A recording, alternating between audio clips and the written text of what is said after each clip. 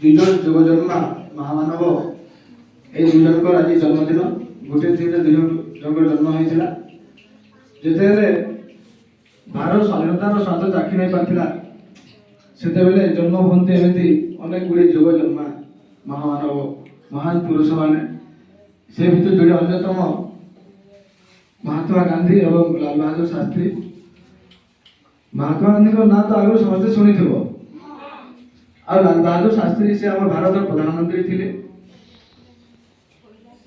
1904 मसीहा अक्टोबर मास 2 तारिख रे जन्म होते लाल बहादुर शास्त्री एवं महात्मा गांधी 1869 मसीहा अक्टोबर 2 तारिख मिसेज अक्टोबर 2 तारिख मसीहा आगा 1869 महात्मा गांधी 1904 हो लाल बहादुर शास्त्री हेले तारीख समान मास समान अक्टोबर 2 तारिख दुई गोटा से दुई फोटो आज आम रखीचु। गोटे दिन रे महात्मा गांधी एवं लाल बहादुर शास्त्री जयंती जन्मदिन ए दिवस अवसर रे मुझे समस्त को अभिनंदन जनाऊे।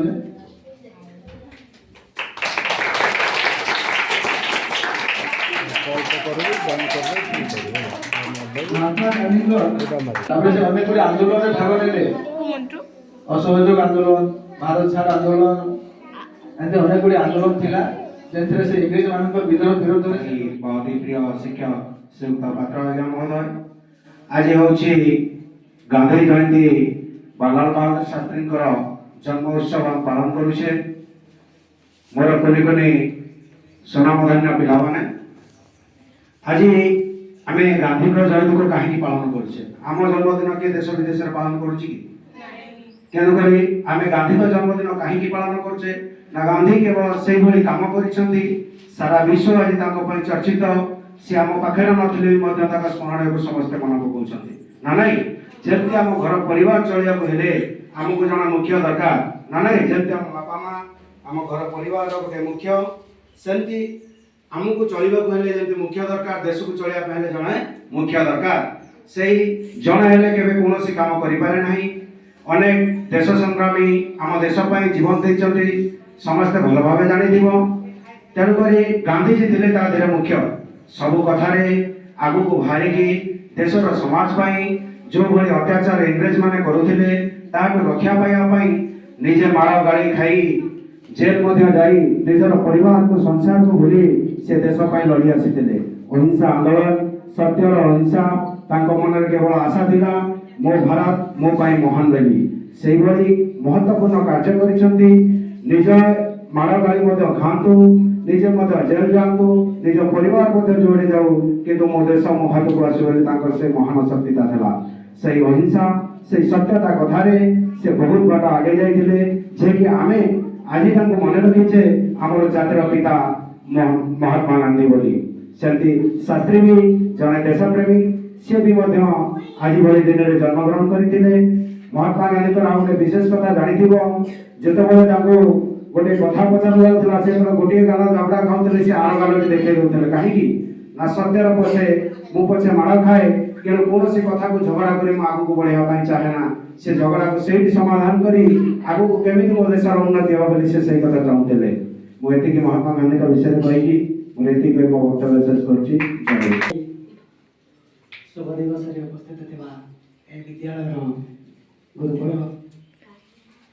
एवं आमर ए विद्यालय छात्र छात्री वृंद आज समस्ते एठारे उपस्थित हवा कहीं जो समस्ते जानिछ तापर आमर पात्र आज्ञा दास आज्ञा सब से विषय कही सारे आ विषय अधिका किसी कहीकि मुझे समय नष्ट करवार ना जेहेतु पिला मैंने बहुत 6:30 आसिक प्राय टाइम लगलान 9 पाखापाखि समस्ते व्यस्त है जावार लगे गोटे कथा मन रखी जे जनता महात्मा गांधी अनेक बड़ मनुष्य मैंने जमी मिसिक भारत के स्वाधीन करते सेमता तुम कुछ बर्तमान आम विद्यालय के ना रहा आम गाँव जिलार आम देशर सब ना रहा सेमता हिसाब से चेष्टा करब अधिक ଅଧିକା କିଛି କହିକି କହିବାରେ ନାହିଁ ଚାହିଁବା ଏତିକି କହି ମୋର ବକ୍ତୃତା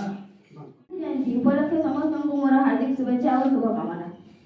ଏହି ପବିତ୍ର ଗାନ୍ଧୀ ଜୟନ୍ତୀ ଅବସରରେ ମୋତେ କିଛି କହିବାର ସୁଯୋଗ ମିଳିଥିବାରୁ ନିଜକୁ ଧନ୍ୟ ମଣୁଛି। ଆଜି ହେଉଛି ସେହି ମହାପୁରୁଷଙ୍କର ଜନ୍ମ ଦିବସ, ଯିଏ ବିନା ଅସ୍ତ୍ରେ ବିନା ଶସ୍ତ୍ରେ ସ୍ୱାଧୀନତା ଆଣି ଦେଇଥିଲେ,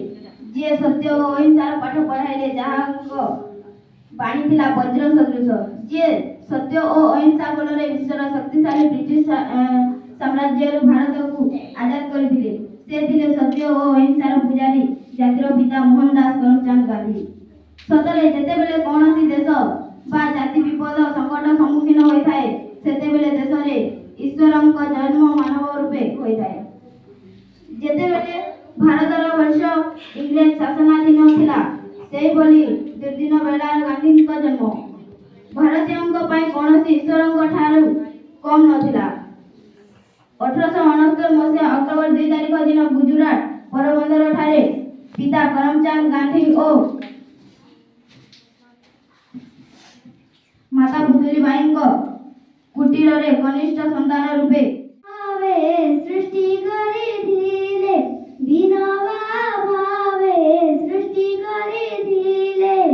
ସେବାର ଅମୃତ ଧାରା ଗାନ୍ଧୀ ଗୋପବନ୍ଧୁ ନେହେରୁ ସୁଭାଷ ମଧୁବାବୁ ହରିହର। ଆଜି ଅକ୍ଟୋବର 2 ତାରିଖ ଜାତୀୟ ପିତା ମହାତ୍ମା ଗାନ୍ଧୀଙ୍କର ପବିତ୍ର ଜୟନ୍ତୀ ଅବସରରେ ଆଜି କିଛି କହିବାର ସୁଯୋଗ ମିଳିବାରୁ ମୁଁ ନିଜକୁ ଧନ୍ୟ ମନେ କରୁଛି। ମହାତ୍ମା ଗାନ୍ଧୀ 1869 ମସିହା ଅକ୍ଟୋବର ମାସ 2 ତାରିଖରେ ଗୁଜରାଟର ପୋରବନ୍ଦରରେ ଜନ୍ମଗ୍ରହଣ କରିଥିଲେ। ଏହା ସମଗ୍ର ଭାରତ ପାଇଁ ଅତ୍ୟନ୍ତ ଗୁରୁତ୍ୱପୂର୍ଣ୍ଣ। ଭାରତର ସ୍ୱାଧୀନତା ସଂଗ୍ରାମରେ ମହାତ୍ମା ଗାନ୍ଧୀଙ୍କ ବିଶେଷ ଅବଦାନ ଥିଲା, ତେଣୁ ଆମେ ପ୍ରତିବର୍ଷ ତାଙ୍କ ଜନ୍ମଦିନକୁ ଗାନ୍ଧୀ ଜୟନ୍ତୀ ରୂପେ ପାଳନ କରିଥାଉ। ଏଥିସହ ଏହି ଦିନ ଆନ୍ତର୍ଜାତୀୟ ଅହିଂସା ଦିବସ ମଧ୍ୟ ପାଳନ କରାଯାଏ। ଗାନ୍ଧୀଜୀଙ୍କ ସତ୍ୟ ଓ ଅହିଂସାର ନୀତିକୁ କେବଳ ଭାରତ ସମଗ୍ର ବିଶ୍ୱ ଅନୁସରଣ କରିଛନ୍ତି, ତେଣୁ ଏହା ଭାରତୀୟମାନଙ୍କ ପାଇଁ ଏକ ଗର୍ବ ବିଷୟ ଅଟେ।